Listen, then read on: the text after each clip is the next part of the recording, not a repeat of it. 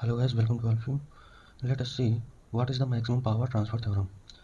This theorem states that a load resistance RL will receive maximum power from a circuit when the load resistance is equal to the Thevenin's resistance or Norton resistance seen at load terminal. Suppose this is the circuit. In this circuit, RL will receive maximum power when this resistance will be equal to RTH. Or if Norton equivalent circuit is calculated, then RL value should be equal to the Rn value for maximum power transfer. So RL value will be equal to RTH or Rn for maximum power transfer. Let's assume that a linear DC network is given and IL current is flowing through load. So this linear circuit can be equivalently represented by this circuit. This circuit is the Thevenin's equivalent circuit of this linear DC network. In this circuit, this is the VTH Thevenin's voltage, Thevenin's resistance, and we have applied a variable load so that we can find out its value for maximum power transfer to the load.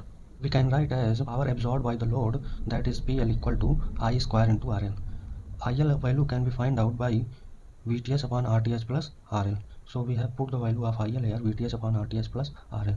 So we find this equation number 1. To find out the maximum value of this equation, we have to find out the poles at which maximum power will be transferred.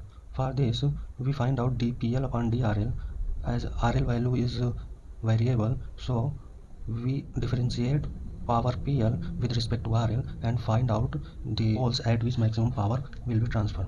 After differentiation, we find this equation. We put this differentiate value to equal to 0. Then we can find out RL is equal to RTH. So at this value of RL, maximum power will be transferred to the load. So when RL value is equal to the RTH value of the circuit, then maximum power will be transferred to the load. Now the question arises that how much power will be transferred when RL is equal to RTH. So we have put this RL value in this equation number 1, then we find this value. That will be equal to PL is equal to VTH square upon 4 RTH. So if RL is equal to RTH, then maximum power will be transferred to the load and the maximum power value will be equal to VTH square upon 4 RTH. Now suppose a linear AC network is given and ZL is the load at which we have to calculate the value of ZL for which maximum power will be transferred to the load. If we convert this linear AC network into Thevenin's equivalent, then it will be VTH and RTH connected in series and ZL as connected. If we calculate current value, then this will be equal to VTH whole upon ZTH or RTH plus ZL. So we put the value of ZTH and ZL here in this equation in rectangular form. Then we have separated real values and imaginary values here. That will be equal to VTH upon RTH plus RL plus imaginary values XTH plus XL. As we know that average power delivered to the load will be equal to P average equal to IRMS square into RL, or we can write as IRMS equal to IM upon root 2 whole square into RL. So here P average can be written as 1 upon 2 IM value we have calculated above. Put this value in this equation into RL. We have assumed that load is adjustable and RL and XL are independent variables. So for calculation of maximum value, we have to find out poles at which maximum power can be transferred to the load.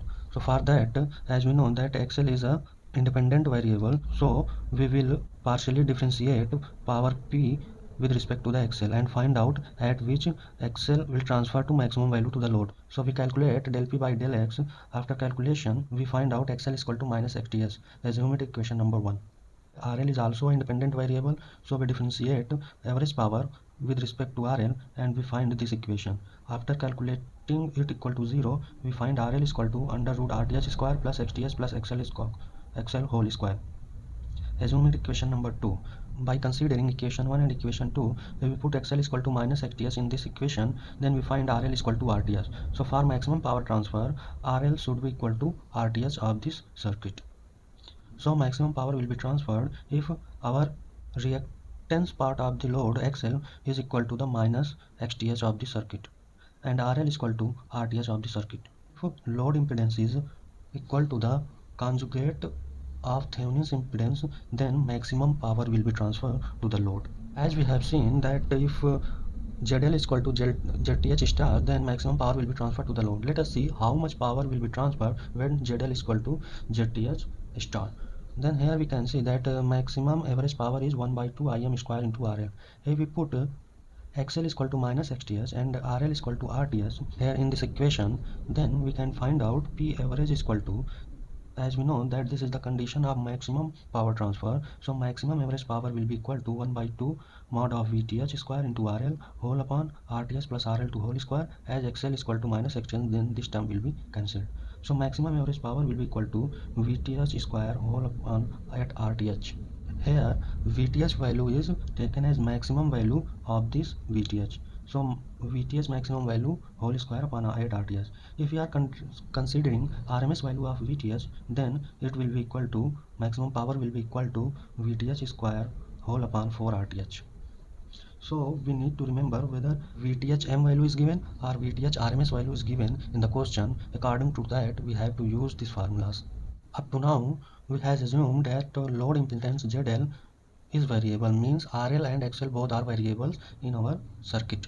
Now, if we assume that there is some restriction in impedance of load, now we assume in our circuit that XL is fixed and RL is adjustable. Then for del P by del RL equal to 0, we find out RL is equal to under root RTH square plus XTH plus XL to whole square. In second case, if load is purely resistive, means XL is equal to 0, then del P by del RL is equal to 0, then we find RL is equal to mod of ZTH. So here three cases arises that in ZL, if RL and XL both are variable, or XL is fixed but RL is variable. In third case, we have put XL is equal to 0, means our load is purely resistive. In first case, in ZL, RL and XL both are variables. Then we can use that maximum power will be transferred when ZL is equal to conjugate of ZTH, and maximum power will be transferred at this value, and maximum power value will be equal to VTH M square upon 8 RTH or VTH RMS square upon 4 RTH. In second case, if XL is fixed in load and RL is variable, then RL can be written as RTH square plus XTH plus XL ka whole square. So put this RL value here and we can find out value of ZL. So for this value of ZL, we put in this equation 1 upon 2 mod of Im square into RL, and we can find out maximum power transferred for the load, where Im value can be calculated as VTH upon ZTH plus ZL. Now in our third assumption, ZL is equal to RL plus JXL is equal to 0, here XL part is equal to 0, so at ZL is equal to RL is equal to mod of ZTH. So for this value of ZL, maximum power transfer will be transferred to the load. Here mod of ZTH is equal to under root RTH square plus XTH square. So after finding the value of ZL and ZTH, we put this value here in Im and we can find out the value of Im. Now after finding the value of Im, we can calculate the maximum average power transfer to the load. So here three conditions we need to remember for calculation of maximum power transfer during analysis of linear AC circuit for the calculation of maximum power transfer. In our next videos, we will see how can we apply this concept to solve our problems. This is very important theorem. In each and every examinations, at least one question is asked from this theorem, so whether it is an optional paper or an conventional paper, one question is mandatory, as this is very important theorem. So we will meet in next videos.